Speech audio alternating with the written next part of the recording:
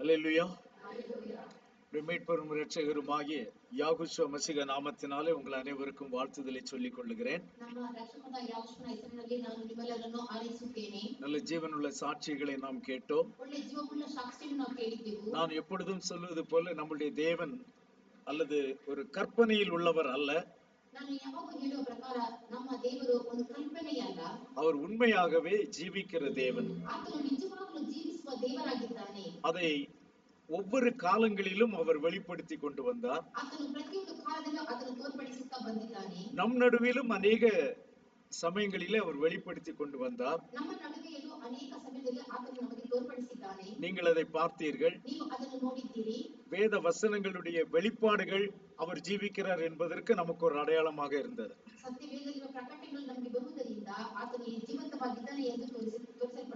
அதை நீங்கள் பார்க்கிற வண்ணமாக நான் எப்பொழுதும் ஆயத்தப்படுத்தி நான் ஒரு செய்தி கொடுப்பதில்லை.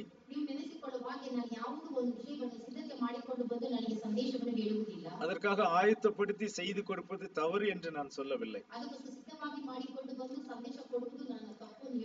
ஆனால் தேவன் எப்படி நம் நடுவிலே கிரியை செய்கிறார் என்பதை அதன் மூலமாக தேவன் நமக்கு வெளிப்படுத்துகிறார். உங்கள் எல்லாருடைய கண்களுக்கு முன்பாகவும் தேவன் இங்கு புதிய செய்தியை ஒவ்வொரு நாளும் நமக்கு தந்து கொண்டிருக்கிறார். அதே போல திடீரென்று எதையாகிலும் கேட்கிறீர்கள், தேவன் அதற்கு உடனே நமக்கு விளக்கத்தை தருகிறார். உங்களில் சிலர் நான் இதைத்தான் நினைத்து கொண்டிருந்தேன், எனக்கு அதற்கு சரியான பதில் தேவன் பேசினார் என்று சொல்லுகிறீர்கள்.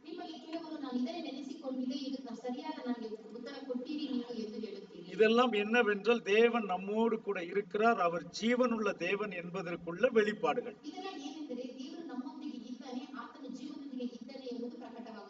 அதே போல சில இடங்களிலே நாம் ஜெபிக்க போகும் பொழுது பிசாசுகள் ஓடுவதை நீங்கள் பார்த்திருக்கிறீர்கள். எத்தனை பேர் பார்த்திருக்கிறீங்க? கரங்களை தூங்க பார்க்கலாம். ஆமென். ஹல்லேலூயா. அது எல்லாமே நம்முடைய தேவன் ஜீவனுள்ள தேவன் என்பதற்கு சாட்சி. எந்த விதத்திலும் இது ஊழியக்காரனாகிய எனக்கு மேன்மை தரக்கூடிய ஒரு விஷயம் அல்ல. கண்டிப்பாக இது நம்முடைய தேவனை பற்றி நமக்கு கிடைக்கிறதான வெளிப்பாடு. நாம் சரியான பாதையில் தான் போய் கொண்டிருக்கிறோம் என்பதை தேவன் நமக்கு உறுதிப்படுத்துகிறார். ஹல்லேலூயா. அதே போல யாகுஷுவா சில இடங்களிலே ஜெபிக்க போகும் பொழுதும் அல்லது சில அதிசயங்கள் நடத்தக்கூடிய இடங்களில் நீங்கள் பார்த்தீர்களானால் அவருக்கு இருக்கிற எல்லா சீசர்களையும் கூட்டிக் கொண்டு போக மாட்டார்.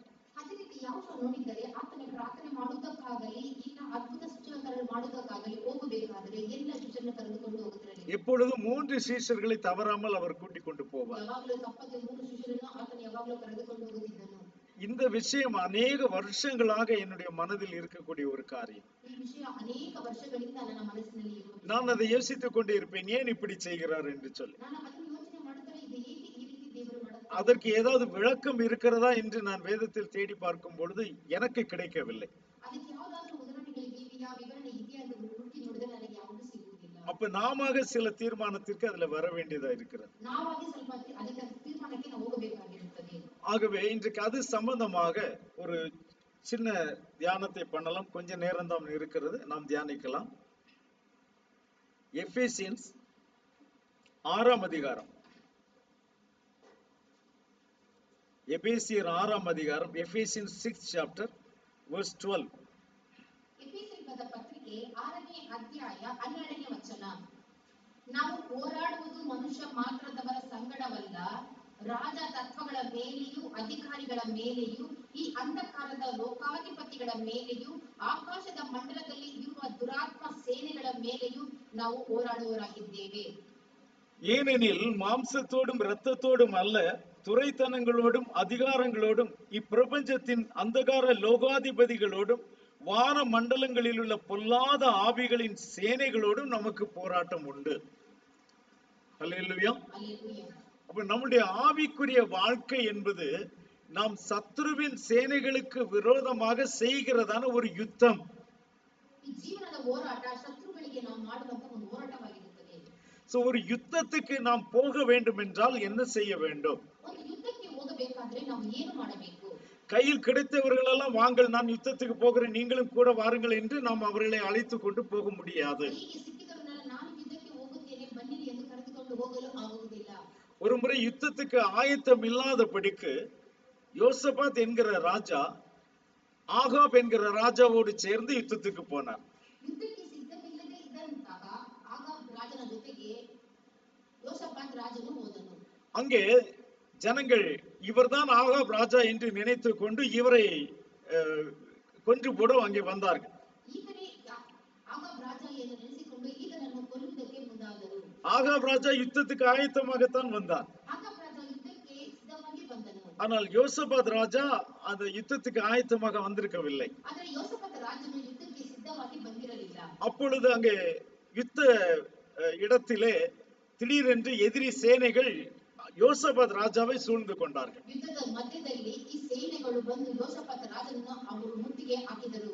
இப்பொழுது யோசபாத் ராஜா கதறுகிறார், நான் ஆகாப் இல்ல, நான் ராஜா இல்ல அப்படின்னு சொல்லி கதறுகிறார். ಈಗ ಯೋಷಾಫಾತ್ ರಾಜನು ನಾನು ಆಗಾಬ್ ರಾಜನಲ್ಲ ಎಂದು ಆತನು ಕಿರುಚಾಡುತ್ತಿದ್ದಾನೆ. அப்பொழுது அவர்கள் பார்த்து சரிதான், இவர் ஆகாப் இல்ல என்று கண்டுபிடிச்சிட்டு மரியாதையா போயிடுங்க இருந்து அப்படின்னு சொல்லி விரட்டி விட்டான். ಆಗ ಅವರು ನೋಡಿ ಹೌದು ಈತನು ಆಗಾಬ್ ರಾಜನಲ್ಲ, ನೀನು ಇಲ್ಲಿಂದ ಹೊರಟು ಹೋಗು ಎಂದು ಆತನನ್ನು ಕಳಿಸಿದರು. இதிலிருந்து நமக்கு என்ன தெரிகிறது? ಇದರಿಂದ ನಮಗೇನು ಗೊತ್ತಾಗುತ್ತದೆ? யுத்தத்துக்கு போக வேண்டுமானால் அதற்கென்ற ஆயத்தம் நமக்குள் இருக்க வேண்டும். ಯುದ್ಧಕ್ಕೆ ಹೋಗಬೇಕಾದರೆ ಅದಕ್ಕೋಸ್ಕರ ಸಿದ್ಧತೆಯಾಗಿರಬೇಕು. ஏன்னா சத்துரு சகல விதமான ஆயத்தத்தோடும் அவன் வருவான்.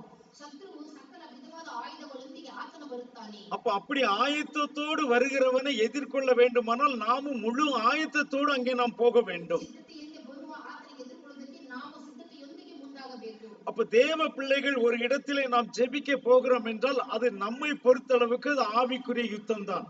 ದೇವರ ಮಕ್ಕಳು ಒಂದು ಸ್ಥಳಕ್ಕೆ ಪ್ರಾರ್ಥನೆ ಮಾಡಲಿಕ್ಕೆ ಹೋಗಬೇಕಾದರೆ ಅದು ಯುದ್ಧಕ್ಕೆ ಸಮಾನವಾದದ್ದು. அது இந்த மாதிரி வியாதி உள்ளவர்களுக்காக நம்ம ஜெபிக்க போனாலும், ವ್ಯಾಧಿಸ್ಥರಿಗೆ ಪ್ರಾರ್ಥನೆ ಮಾಡಲು ಹೋಗುವಾಗಲೂ, பிசாசு பிடித்தவர்களுக்காக நாம் ஜெபிக்க போனாலும், ಸೈತಾನನು ಹಿಡಿದವರಿಗೆ ಪ್ರಾರ್ಥನೆ ಮಾಡಲು ಹೋಗುವಾಗಲೂ, இல்லாமல் ஒருவருக்கு போய் சும்மா பிரேயர் பண்ண போனாலும், ಇಲ್ಲದೆ ಸುಮ್ಮನೆ ಒಬ್ಬರಿಗೆ ಪ್ರಾರ್ಥನೆ ಮಾಡಲು ಹೋಗುವಾಗಲೂ, ஆவி அது நம்மை பொறுத்த அளவுக்கு அது எப்பொழுதுமே ஆவிக்குரிய யுத்தம் தான். ನಮಗೆ ಅದು ಯಾವಾಗಿದ್ದರೂ ಆತ್ಮಿಕ ಯುದ್ಧವಾಗಿರುತ್ತದೆ. நாம் அவங்க வெறுமனே போய் ஜெபித்து விட்டு வர வேண்டும் என்று அப்படி கிடையவே கிடையாது. ನಾವು ಸುಮ್ಮನೆ ಸಾಮಾನ್ಯವಾಗಿ ಪ್ರಾರ್ಥನೆ ಮಾಡಿ ಬರಬಹುದು ಎಂದು ನೆನೆಸಿಕೊಳ್ಳುವುದು. ஏனென்றால் தேவனுடைய நாமத்தை வீணிலே வழங்க முடியாது. ಏಕೆಂದರೆ ದೇವರ ನಾಮವನ್ನು ವ್ಯರ್ಥವಾಗಿ ನಾವು ಬಳಸಬಾರದು. ஹல்லேலூயா. அப்ப அதனுடைய முழு மரியாதையோடு முழு மாட்சிமையோடு தான் அந்த வார்த்தையை நாம் பயன்படுத்த முடியும். ಅದು ಪೂರ್ತಿ ಘನದಿಂದಲೂ ಗೌರವದಿಂದಲೂ ಅದನ್ನು ನಾವು ಮಾಡಬೇಕು. ஆகவே எப்பொழுது போனாலும் அதற்கென்ற ஒரு ஆயத்தம் நமக்கு கண்டிப்பாக இருக்க வேண்டும். ನಾವು ಯಾವುದಕ್ಕೋಸ್ಕರ ಎಲ್ಲಿ ಹೋಗಬೇಕಾದ್ರೂ ಅದಕ್ಕೆ ತಕ್ಕಂತೆ ಸಿದ್ಧತೆಯಾಗಿ ಹೋಗಬೇಕು. இப்படியாக நாம் தேவனுடைய வல்லமையிலே நாம் பெருக வேண்டும். ಈ ರೀತಿ ದೇವರ ಶಕ್ತಿಯಲ್ಲಿ ನಾವು ಇನ್ನು ಬಲಗೊಳ್ಳಲೇಬೇಕು. எத்தனை பேர் இதை நம்புறீங்க? ஹல்லேலூயா. நாம் அனுதினமும் தேவனுடைய வல்லமையிலே நாம் பெருகி கொண்டே இருக்க வேண்டும். ನಾವು ಪ್ರತಿದಿನ ದೇವರ ಶಕ್ತಿಯಲ್ಲಿ ನಾವು ಬಲವನ್ನು ಹೊಂದುತ್ತಲೇ ಇರಬೇಕು.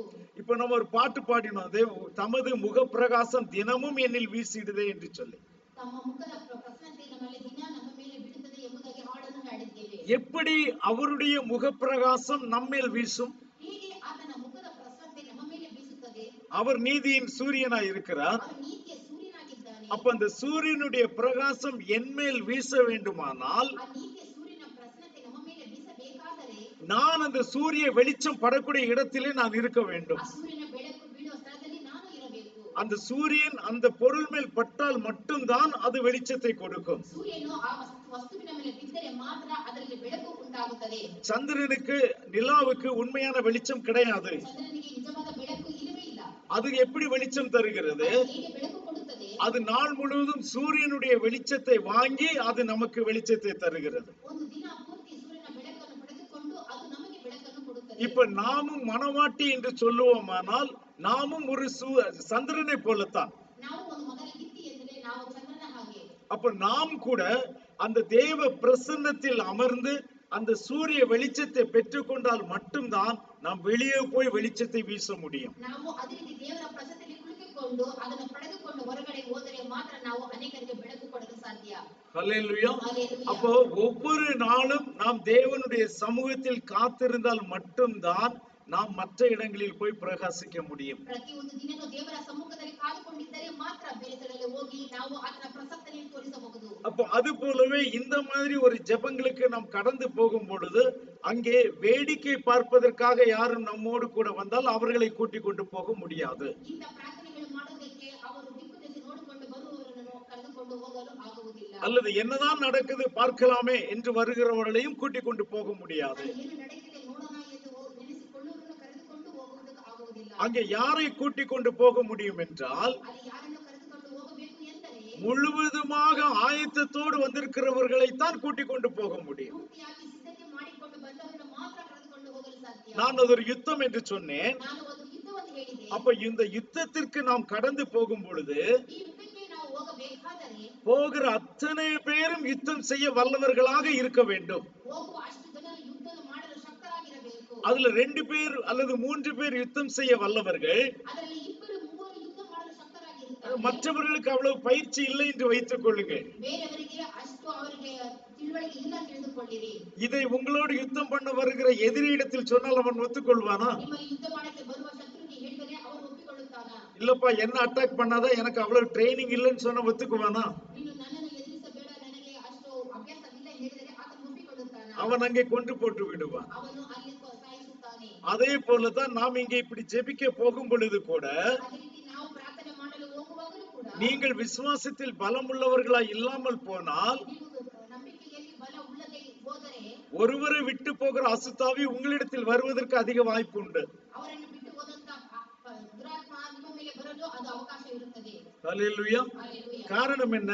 ಕಾರಣವೇನು? நீங்கள் பயந்தவர்களாய் இருக்கிறீர்கள். ನೀವು ಭಯಪಟ್ಟವರಾಗಿದ್ದೀರಿ. நீங்கள் சந்தேகம் உள்ளவர்களாய் இருக்கிறீர்கள். ಸಂದೇಹ ಉಳ್ಳವರಾಗಿದ್ದೀರಿ. நீங்கள் ஆயத்தம் இல்லாதவர்களாய் இருக்கிறீர்கள். ನೀವು ಸಿದ್ಧತೆ ಇಲ್ಲದವರಾಗಿದ್ದೀರಿ. அப்பொழுது அந்த பிசாசு உங்களை பிடிக்க அதிக வாய்ப்பு உண்டு. ಆಗ ಸೈತಾನನ್ನು ಹಿಡಿದುಕೊಳ್ಳಲು ತುಂಬಾ ಅವಕಾಶಗಳಿರುತ್ತವೆ. ஆகவே ஒரு யுத்தத்திற்கு நாம் போனால் எப்பொழுதும் ஆயத்தம் உள்ளவர்களாகவே போக வேண்டும். ಆದ್ದರಿಂದ ಒಂದು ಯುದ್ಧಕ್ಕೆ ಹೋಗಬೇಕಾದ್ರೆ ನಾವು ಸಿದ್ಧತೆಯೊಂದಿಗೆ ನಾವು ಹೋಗಬೇಕು. இதை எப்பொழுதும் மனதில் வைத்துக் கொள்ள வேண்டும். ಇದು ಯಾವಾಗಲೂ ಮನಸ್ಸಲ್ಲಿ ಇಟ್ಟುಕೊಳ್ಳಿರಿ. இதைத்தான் கிதியோனை யுத்தத்திற்கு யாகுவா அழைக்கும் பொழுது ಇದನ್ನು ಯುದ್ಧಕ್ಕೆ ಯಾವನು ಕರೆಯುವಾಗ யாகுவா கிதியோனிடத்தில் என்ன சொல்லுகிறார் என்று பாருங்கள். ಯಾವನು ಗಿದ್ದನ ಬಳಿಯಲ್ಲಿ ಏನನ್ನು ಹೇಳುತ್ತಾನೆ ಎಂಬುದಾಗಿ ನೋಡಿರಿ. நியாயாதிபதி புஸ்தகங்கள் 7ஆம் அத்தியாயம், the book of Judges chapter 7 verse 1. ಯೆಹೋವನು ನೇಮಿಸಿಕೊಂಡವ ಗಿದ್ಯೋನನು ಅವನ ಸಂಗಡ ಇದ್ದ ಜನರು ಬೆಳಿಗ್ಗೆ ಎದ್ದು ಹೊರಟು ಹೋಗಿ ಹೆರೋದಿನ ಬುಗ್ಗೆಯ ಬಳಿಯಲ್ಲಿ ಇಳುಕೊಂಡರು. வாசிங்க அடுத்த வசனம் கூட. ಇವರಿಗೆ ಉತ್ತರ ದಿಕ್ಕಿನಲ್ಲಿ ಮೊರೆ ಹುಟ್ಟದ ಇಂದಿನ ತಗ್ಗಿನಲ್ಲಿ ಮಿದ್ಯಾನರ ದಂಡು ಹಿಡಿದಿತ್ತು. ಆಗ ಯಾಕೋಬನ ಗಿದ್ಯೋನನಿಗೆ, ನಿನ್ನ ಸಂಗಡ ಇರುವ ಜನರು ಹೆಚ್ಚಾಗಿದ್ದಾರೆ, ಇವರ ಕೈಗೆ ಮಿತ್ರರನ್ನು ಒಪ್ಪಿಸುವುದು ನನಗೆ ಸರಿಯಾಗಿ ಕಾಣುವುದಿಲ್ಲ. ಒಪ್ಪಿಸಿಕೊಟ್ಟರೆ ಸ್ವಹಸ್ತದಿಂದಲೇ ನಮಗೆ ರಕ್ಷಣೆ ಉಂಟಾಯಿತೆಂದು ಎಚ್ಚರಪಟ್ಟು ನನ್ನನ್ನು ಅಲಕ್ಷ್ಯ ಮಾಡಾರು.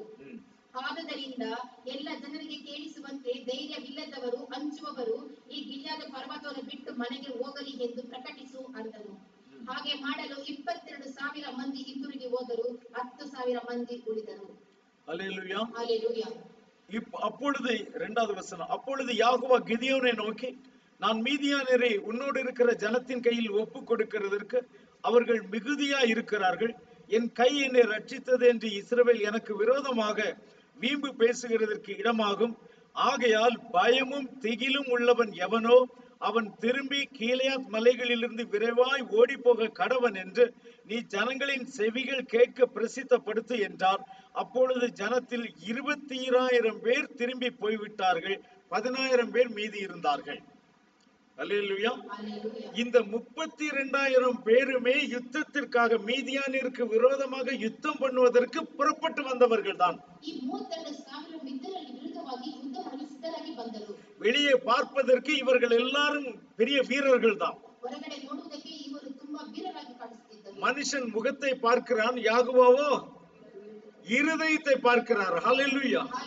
சோ வெளியே ನೋಡುತ್ತಾರೆ, ಯಾಕೋಬನು ಅಂತರಂಗವನ್ನು ನೋಡುವವನಾಗಿದ್ದಾನೆ. ஆனால் வெளியே பார்ப்பதற்கு இவர்கள் எல்லாம் யுத்தத்திற்கு ஆயத்தமாக வந்திருக்கிறார்கள். ಹೊರಗಡೆ ನೋಡುವುದಕ್ಕೆ ಇವರು ಯುದ್ಧಕ್ಕೆ ಸಿದ್ಧವಾಗಿ ಖಚಿತವಾಗಿ ಬಂದಿರುತ್ತಾರೆ. ஆனால் யாகுவா அவர்களை பார்த்து கண்டிப்பாக இவர்கள் எல்லாரும் யுத்தத்திற்கு ஆயத்தமாக வரவில்லை என்று அறிந்து கொண்டார். ಆದರೆ ಯಾಕೋ ಅವರನ್ನು ನೋಡಿ ಖಂಡಿತವಾಗಲೂ ಇವರು ಯುದ್ಧಕ್ಕೆ ಸಿದ್ಧವಾಗಿ ಬಂದಿಲ್ಲ ಎಂದು ತಿಳಿದುಕೊಂಡರು. இப்ப இந்த 32,000 பேரையும் கொண்டு இவர்கள் மீதியானிடத்திலே யுத்தத்திற்கு போயிருந்தார்களானால் ಈ 32,000 ಜನರು ಮಿದ್ಯಾನರ ಜೊತೆಗೆ ಯುದ್ಧಕ್ಕೆ ಹೋದರೆ இதிலே அநேகர் யுத்தத்தில் பயிற்சி இல்லாதவர்களா இருக்கிறபடியினாலே ಯುದ್ಧದಲ್ಲಿ ಅವರು ಯಾವುದೂ ಒಂದು ಅಭ್ಯಾಸ ಮಾಡಿಕೊಳ್ಳದೆ ಇರುವುದರಿಂದ மீதியானியர்கள் அநேகரை வெட்டி கொன்று விடுவார்கள். ಮಿದ್ಯಾನರು ಅನೇಕರನ್ನು ಮಡಿದು ಸಾಯಿಸುತ್ತಿದ್ದರು. அப்பொழுது அங்க தேவனுடைய நாமம் தூஷிக்கப்படும். ಆಗ ಅಲ್ಲಿ ದೇವರ ನಾಮವು ಅಲ್ಲಿ ದೂಷಿಸಲ್ಪಡುತ್ತಿತ್ತು. தேவன் அவருடைய ஜனங்களை கைவிட்டார் என்று சொல்லுவதற்கு ஏதுவாகும். ದೇವರು ನೋಡು ಅವರನ್ನು ಕೈ ಬಿಟ್ಟರು ಎಂಬುದಕ್ಕೆ ಅಲ್ಲಿ ಅವಕಾಶ ಬರುತ್ತದೆ. ஆகவே தேவன் இப்பொழுது அவர்களை பரீட்சித்து பார்க்கிறார். ಆದ್ದರಿಂದ ದೇವರು ಈಗ ಅವರನ್ನು ಪರೀಕ್ಷಿಸಿ ನೋಡುತ್ತಾನೆ. இப்ப கிதியோனிடத்தில் தேவன் என்ன சொல்லுகிறார்? ಇದರ ಬಳಿಯಲ್ಲಿ ದೇವರು ಏನನ್ನು ಹೇಳುತ್ತಾನೆ? இந்த 32,000 பேர் யுத்தத்திற்கு வந்திருக்கிறார்கள். ಈ 32,000 ಜನರು ಯುದ್ಧಕ್ಕೆ ಬಂದಿದ್ದಾರೆ. நீ இவர்களிடத்தில் ஒரு காரியத்தை சொல்லு. ಇವರ ಬಳಿಯಲ್ಲಿ ಒಂದು ಕಾರ್ಯವನ್ನು ಹೇಳು. பயமும் திகிலும் உள்ளவன் எவனோ அவன் திரும்பி போக கடவன் என்று நீ சொல்லு. ಧೈರ್ಯವಿಲ್ಲದವರು ಅಂಜುವವರು ತಿರುಗಿ ಹೋಗಲಿ ಎಂಬುದಾಗಿ ಹೇಳು ಎಂದು ಹೇಳಿದನು. சொன்ன ಮಾತ್ರத்துல ಹೇಳಿದ ಮಾತ್ರವೇ 22,000 பேர் திரும்பி போயிட்டாங்க. 22,000 ಜನರು ಹಿಂತಿರುಗಿ ಹೋದರು. கிதியோன் இதை எதிர்பார்த்திருக்கவே மாட்டார். ಇದನ್ನು ಅವರು ಎಂದು ಎದುರು ನೋಡುತ್ತಲೇ ಇರಲಿಲ್ಲ. 22,000 பேர் யுத்தத்துக்கு வந்தவன் இந்த வார்த்தையை கேட்ட உடனே திரும்பி போறான்னா யார் எப்ப நம்மள போக சொல்லுவாங்கன்னு காத்துட்டு இருந்திருக்கணும். 32,000 ಜನರ ಬಳಿಯಲ್ಲಿ ಈ ಮಾತು ಹೇಳಿದ ತಕ್ಷಣ 22,000 ಜನ ಹೋದಾಗ ಅವರು ಈ ವಾಕ್ಯವನ್ನು ಯಾರು ಹೇಳುವರು ಎಂದು ಕಾದುಕೊಂಡಿದ್ದರು. அல்லது யுத்தத்துக்கு வந்தாலும் பயந்து நடுங்கி கொண்டுதான் அவங்க நிக்கிறான். ಅವರು ಯುದ್ಧಕ್ಕೆ ಬಂದಾಗ ಭಯದಿಂದ ನಡುಕುತ್ತಿದ್ದರು ಬಂದಿದ್ದರು. காரணம் என்ன? ಕಾರಣವೇನು? எதிரியை சந்திக்க போதுமான தைரியம் அவனிடத்தில் இல்லை. ಶತ್ರುವನ್ನು ಎದುರಿಸಲು ಬೇಕಾದ ಶಕ್ತಿ ಅವನಲ್ಲಿಲ್ಲ. அதே போல எதிரியை சந்திக்க போதுமான ஆயத்தம் பயிற்சி ரெண்டுமே இல்லை. ಅದೇ ಪ್ರಕಾರ ಶತ್ರುವನ್ನು ಎದುರಿಸಲು ಶಕ್ತಿಯು Training. ಅವನಲ್ಲಿ ಇಲ್ಲದೆ ಆಗಿತ್ತು. அப்போ யார் என்னை இந்த இடத்திலிருந்து தப்புவிப்பார்கள் என்று காத்து கொண்டிருந்தது போல இந்த வார்த்தை வந்த உடனே 22,000 பேர் போய்விட்டார். ಯಾರು ಇದರಿಂದ ತಪ್ಪಿಸುವರು ಎಂದು ಕಾದುಕೊಂಡಿದ್ದವರಿಗೆ ಈ ಮಾತು ಬಂದಿದ ತಕ್ಷಣ 22,000 ಜನರು ಹಿಂತಿರುಗಿ ಹೋದರು. இப்ப நீங்க தான் அந்த யுத்தத்தின் தலைவர் என்று வைத்துக் கொள்ளுங்க. ಈಗ ನೀವು ಯುದ್ಧಕ್ಕೆ ಅವರನ್ನು ನಾಯಕರಾಗಿದ್ದೀರಿ ತಿಳಿಸಿಕೊಳ್ಳಿರಿ. சோ யுத்தத்திற்காக நீங்கள் ஜனங்களை கூட்டிக் கொண்டு போகிறீர்கள். ಯುದ್ಧಕ್ಕೋಸ್ಕರ ಜನರನ್ನು ಕರೆದುಕೊಂಡು ಹೋಗುತ್ತೀರಿ. சோ இதுல பயம் உள்ளவர்கள் எல்லாம் போய்விடுங்கள் என்று சொன்னால் ಭಯ ಇರೋರು ಹೋಗಿರಿ ಎಂದು ಹೇಳಿದರೆ அங்கே நான் தலைவனா இருந்தால் என்ன செய்வேன்? ಅಲ್ಲಿ ನಾನು ನಾಯಕನಾಗಿದ್ದರೆ ಏನು ಮಾಡುತ್ತಿದ್ದೆ? யாரோ ஒருத்தர் 2 பேர் திரும்பி போவார்கள் என்று எதிர்பார்ப்பேன். ಒಬ್ಬರು ಇಬ್ಬರು ಹಿಂತಿರುಗಿ ಹೋಗುವರೆಂದು ನೆನೆಸಿಕೊಳ್ಳುತ್ತಿದ್ದೆ. ஆனால் அங்க எத்தனை பேர் போயிட்டாங்க? ಅದರ ಎಷ್ಟು ಜನ ಹೋದರು? 22,000 பேர் போயிட்டாங்க. 22,000 ಜನರು ಹಿಂತಿರುಗಿ ಹೋದರು. இப்ப தலைவரா இருக்கிற நான் என்ன நினைப்பேன்? ಈಗ ನಾಯಕನಾಗಿರುವ ನಾನು ಏನು ನೆನೆಸಿಕೊಳ್ಳುತ್ತೇನೆ? எனக்கு உண்மையில யாகோ மேல கோபம் வரும். ನಾನು ನಿಜವಾಗ್ಲೂ ಯಾವ ಮೇಲೆ ಕೋಪ ಉಂಟಾಗುತ್ತದೆ. நிறைய ஜனங்கள் இருந்தாலும் அதை பார்த்து எதிரி பயப்படுவானே. ತುಂಬಾ ಜನ ಇದ್ದರೆ ಶತ್ರು ಇದನ್ನು ನೋಡಿ ಜನಗಳು ನೋಡಿ ಭಯ ಪಡುತ್ತಿದ್ದನಲ್ಲ. அவர் இப்ப எல்லாரையும் போக சொல்லிட்டாரு. ನೀವು ಎಲ್ಲರನ್ನೂ ಆತನ ಕಳಿಸಿ ಹೇಳಿದನಲ್ಲ. இப்ப மிச்சம் இருக்கிற இந்த 12,000 10,000 பேரை வச்சுட்டு நான் எப்படி யுத்தம் பண்றது? ಈಗ ಉಳಿದಿರುವ 10,000 ಜನರನ್ನು ಇಟ್ಟುಕೊಂಡು ನಾನು ಹೇಗೆ ಯುದ್ಧ ಮಾಡಲಿ? அப்படித்தான் நானும் நினைத்திருப்பேன். ஒருவேளை நீங்களும் அப்படித்தான் நினைத்திருக்க கூடும். ನೀವು ನಾನು ಅದೇ ರೀತಿ ನೆನೆಸಿಕೊಳ್ಳಿರಬಹುದಿತ್ತು. ஆனால் யாகுவா என்ன செய்கிறார் பாருங்க. ಆದರೆ ಯಾಕೋ ಏನು ಮಾಡ್ತಾನೆ ಎಂಬುದಾಗಿ ನೋಡಿರಿ. இன்னும் ஜனங்கள் அதிகம் என்று சொல்லுகிறார். ಈ 10,000 ಜನರು ಹೆಚ್ಚಾಗಿದ್ದಾರೆ ಎಂಬುದಾಗಿ ಆತನು ಹೇಳುತ್ತಾನೆ. ஹல்லேலூயா. ಹಲ್ಲೆಲೂಯಾ. இப்ப கிதியோனுடைய மனம் என்ன பாடுபட்டு இருக்கும் என்று பாருங்க. ಆ ಗಿದ್ಯೋನನ ಮನಸ್ಸು ಯಾವ ರೀತಿ ಕಳವಳ ಗೊಂದಲದಲ್ಲಿ ಇರುತ್ತದೆ ಎಂಬುದಾಗಿ ನೋಡಿರಿ. ஒரே மனுஷனை முறியடிப்பது போல நீ மீதியானியரை முறியடித்து விடுவாய் என்று சொல்லித்தானே என்னை அழைத்துக் கொண்டு வந்தீர். ಒಬ್ಬ ಮನುಷ್ಯನನ್ನು ಹೇಗೆ ಸಮ್ಮಾನಿಸುತ್ತಿದೆಯೋ ಅದೇ ರೀತಿ ಮಿತ್ರರನ್ನು ಸಮ್ಮಾನಿಸುವೆ ಎಂದು ಹೇಳಿ ಅಲ್ವಾ ನನ್ನನ್ನು ಕರೆದುಕೊಂಡು ಬಂದಿ. இப்ப இப்படி என் கூட இருக்கிறவங்க எல்லாம் நீ அனுப்பிட்டு இருந்தா நான் எப்படி யுத்தம் பண்றது? ನನ್ನ ಜೊತೆ ಇರೋರೆಲ್ಲ ನೀನು ಕಳಿಸಿ ಬಿಟ್ಟರೆ ನಾನು ಹೇಗೆ ಯುದ್ಧ ಮಾಡಲು ಸಾಧ್ಯ? சோ அந்த 10,000 பேரை கூட யாகோவா சொல்றாரு, இன்னும் ஜனங்கள் அதிகம், இவர்களையும் குறைப்பேன் என்று சொல்லுகிறார். ಈ 10,000 ಜನರು ಹೆಚ್ಚಾಗಿದ್ದಾರೆ, ಇವರಲ್ಲೂ ನಾನು ಇನ್ನೂ ಕಡಿಮೆ ಮಾಡುತ್ತೇನೆ ಎಂಬುದಾಗಿ நீ அவர்களை தண்ணீர்களிடத்தில் கொண்டு வா, நான் அவர்களை பரீட்சித்து காட்டுகிறேன். ನೀರಿನ ಬಳಿಗೆ ಅವರನ್ನು ಕರೆದುಕೊಂಡು ಬಾ, ನಾನು ಅವರನ್ನು ಪರೀಕ್ಷಿಸುವೆ ಎಂಬುದಾಗಿ. ஏன்னா இப்பொழுதும் கிதியோனுக்கு இதிலே எத்தனை பேர் யுத்தத்துக்கு ஆயத்தமானவர்கள் என்று தெரியாது. ಏಕೆಂದರೆ ಇದರಲ್ಲಿ ಎಷ್ಟು ಯುದ್ಧಕ್ಕೆ ಸಿದ್ಧವಾಗಿದ್ದಾರೆ ಎಂಬುದು ಆತನಿಗೆ ಗೊತ್ತಿಲ್ಲ. பாருங்க, பயம் உள்ளவர்கள் எல்லாம் போய்விட்டார்கள். ನೋಡಿ, ಭಯ ಇರುವವರೆಲ್ಲ ಹೊರಟು ಹೋದರು. இப்பொழுது மீதி இருக்கிற 10,000 பேரும் மிகவும் தைரியசாலிகள். ಈಗ ಉಳಿದಿರುವ 10,000 ಜನರು ತುಂಬಾ ಧೈರ್ಯವಂತರಾಗಿದ್ದಾರೆ. சரி, இப்ப கிதியோன் நினைத்தார், இந்த தைரியசாலிகள் 10,000 பேர் இருக்கிறார்கள், இவர்களை வைத்து நான் பெரிய யுத்தத்தை செய்து விடலாம். ಈ ಧೈರ್ಯವಂತರಾದ 10,000 ಜನ ಇಟ್ಟುಕೊಂಡು ನಾನು ಯುದ್ಧವನ್ನು ಮಾಡಲು ಸಾಧ್ಯ ಎಂದು ಆತನ ನೆನೆಸಿಕೊಂಡನು. ஆனாலும் யாகோவா சொல்லுகிறார், இல்லப்பா இவங்க கூட ஜாஸ்தி தான், இவங்கள கூட யுத்தத்துக்கு ஆயத்தம் இல்லாதவர்கள் இருக்கிறார்கள் என்பதை நான் உனக்கு காட்டுகிறேன் ಆದ್ರೆ சொல்றேன். ಯಾಕೋಬನು ಹೇಳಿದನು, ಈ 10,000 ಜನರು ಜಾಸ್ತಿ ಇದ್ದಾರೆ, ಇವರನ್ನು ಯುದ್ಧಕ್ಕೆ ಸಿದ್ಧತೆ ಇಲ್ಲವರನ್ನು ನಾನು ತೆಗೆದು ಹಾಕುತ್ತೇನೆ ಎಂಬುದಾಗಿ. இதுல இருந்து என்ன தெரிகிறது உங்களுக்கு? ಇದರಿಂದ ಏನು ಗೊತ್ತಾಗುತ್ತದೆ ನಿಮಗೆ? ஒரு ஊழியக்காரன் யுத்தத்துக்கு போனால் யாரை கூட்டிக் கொண்டு போக வேண்டும் என்பதை யாகுவா காட்டுவார். ಒಬ್ಬ ಸೇವಕನು ಯುದ್ಧಕ್ಕೆ ಹೋಗಬೇಕಾದರೆ ಯಾಕೋಬ ಸೇವಕನಿಗೆ ತೋರಿಸುತ್ತಾನೆ ಯಾರನ್ನು ಕರೆದುಕೊಂಡು ಹೋಗಬೇಕು ಎಂಬುದಾಗಿ. அல்லேலூயா. ஹalleluya. யாகுஷுவாவே அதைத்தான் செய்தார். ಯಾಕೋಬನೇ ಅದನ್ನೇ ಮಾಡಿದನು. அவர் போகிற இடத்தில் எல்லாம் 12 சீஷர்களையும் கூட்டிக் கொண்டு போகவில்லை. ಆತನು ಹೋಗುವ ಸ್ಥಳದಲ್ಲಿ 12 ಮಂದಿ ಶಿಷ್ಯರನ್ನು ಕರೆದುಕೊಂಡು ಹೋಗಲಿಲ್ಲ. அப்போ அதுல ஏதோ ஒரு விஷயம் இருக்கிறது என்பதை நான் புரிந்து கொள்ளுகிறேன். ಅದರಲ್ಲಿ ಯಾವುದೋ ಒಂದು ಸಂದೇಶ ಇದೆ ಎಂದು ತಿಳಿದುಕೊಂಡೆ. அப்படி போகும் பொழுதுதான் இந்த நியாயாதிபதிகள் புஸ்தகம் என்னுடைய கவனத்திற்கு வந்தது. ಹಾಗೆ ನಾನು ಯೋಚನೆ ಮಾಡುತ್ತಿರುವಾಗಲೇ ನ್ಯಾಯಸ್ಥಾಪಕರ ಪುಸ್ತಕ ನನ್ನ ಗಮನಕ್ಕೆ ಬಂತು. யார் தன்னோடு கூட வர வேண்டும் என்று யாகுஷுவா தெரிந்தெடுக்கிறார். ಯಾರು ತನ್ನೊಂದಿಗೆ ಬರಬೇಕು ಎಂಬುದು ಯಾಕೋಬ ಆರಿಸಿಕೊಂಡಿರುತ್ತಾನೆ. சோ யாகுவாவுக்கு நன்றாக தெரியும். ಯಾಕೋಬನಿಗೆ ಚೆನ್ನಾಗಿ ಗೊತ್ತಿರುತ್ತದೆ. அந்த சரியான 300 பேரை மட்டும் பிரித்தெடுத்து இவர்களை மட்டும் கூட்டிக் கொண்டு போ என்று சொல்லி இருக்கலாம்.